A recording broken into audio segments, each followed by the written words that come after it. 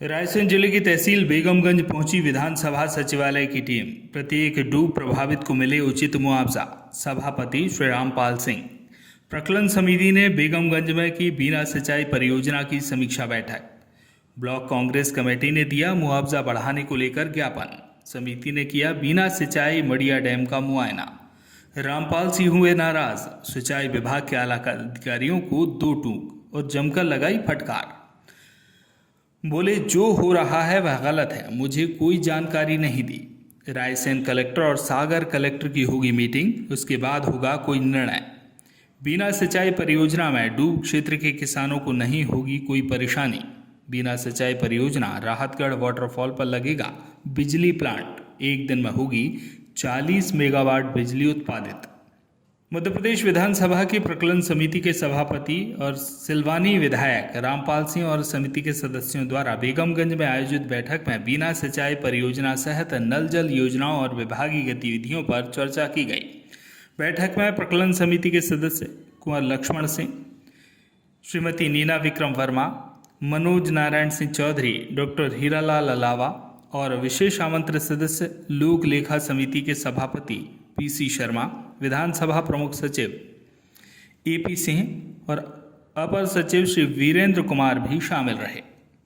बैठक में कलेक्टर अरविंद कुमार दुबे ने बिना सिंचाई परियोजना, चिंकी परियोजना तथा नल जल योजनाओं के बारे में प्रेजेंटेशन के माध्यम से समिति को जानकारी दी। बैठक में समिति के सभापति और सिलवानी विधायक रामपाल सिंह ने बिना सिंचाई परियोजना की विस्तृत जानकारी लेते हुए अधिकारियों से कहा कि परियोजना में डूब में आने वाले निवासियों को शासन के नियम अनुसार उचित मुआवजा दिया जाए। उन्होंने कहा कि डूब प्रभावित कोई भी व्यक्ति मुआवजे से छूटे नहीं, यह सुनिश्चित किया जाए। बैठक में समिति के सदस्य लक्ष्मण सिंह ने वन विभाग सहित अन्य अधिकारियों से कहा कि डूब प्रभावित क्षेत्र में आने वाले गांवों के लोगों को उचित मुआवजा देने के साथ ही उनके विस्थापन की भी बेहतर व्यवस्था की जाए। समिति के सदस्य नीना विक्रम वर्मा ने भी डूब प्रभावितों को नियमानुसार मुआवजा वितरित किए जाने के लिए कहा। बैठक में कलेक्टर अरविंद कुमार दुबे ने अवगत कराया कि बिना सिंचाई परियोजना में डूब क्षेत्र में आने वाले क्षेत्रों की जानकारी लोगों को शिविर के माध्यम से दी जाएगी। साथ ही भू अर्जन अधिनियम के तहत प्रभावितों को मुआवजा भी दिया जाएगा। उन्होंने बताया कि बिना सिंचाई परियोजना के तहत मड़िया बांध, चकरपुर बांध और प्रेशराइज्ड पाइप द्वारा सूक्ष्म सिंचाई प्रणाली का निर्माण होना है। मड़िया बांध के डूब क्षेत्र से प्रभावित भूमि के अर्जन के कारण बेगमगंज तहसील के 9 गांवों के 198 व्यक्तियों के मकान प्रभावित हो रहे हैं। लगभग 344 प्रभावित कुटुंबों का पुनर्स्थापन किया जाना है।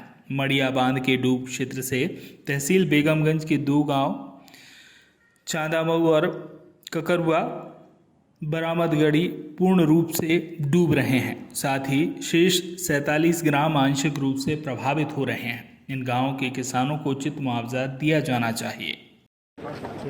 कई दिनों से ये संशय की स्थिति थी। किसान कहते थे हमको मुआवजा नहीं मिला, तो मुआवजा देने की तारीख भी समय सीमा 6 महीना निश्चित कर दी गई है।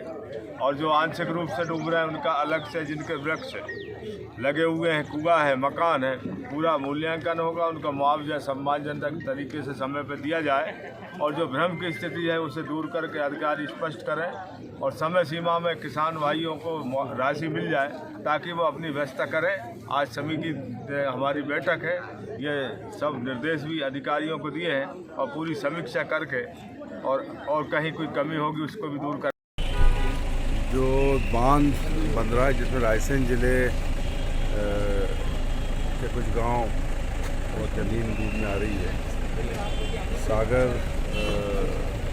जिले में डैम बन रहा है और डूब क्षेत्र रायसेन जिले का है। रामपाल सिंह जी इस कमेटी का अध्यक्ष हैं, मैं पब्लिक अकाउंट्स कमेटी का चेयरमैन हूँ। मुआवजा बराबर मिले, ज़मीन के बदले ज़मीन मिले और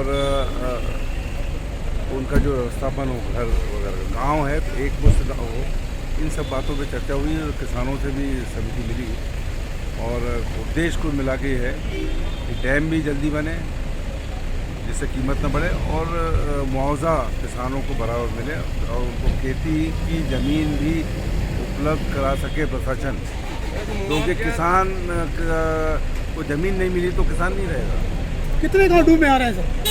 इस इसमें करीब यहाँ के जो रायसेन जिले के करीब 2 पूरे गांव आ रहे हैं, बाकी छोटा छोटा है। कितने किसान प्रभावित होंगे फिर इससे? इसमें काफ़ी किसान प्रभावित हो रहे हैं। मुआवजा जो कम दिया जा रहा है, चारा मुआवजा बढ़ा के दिया जाए, ये बात है। बेगमगंज से मनोज गुप्ता की रिपोर्ट।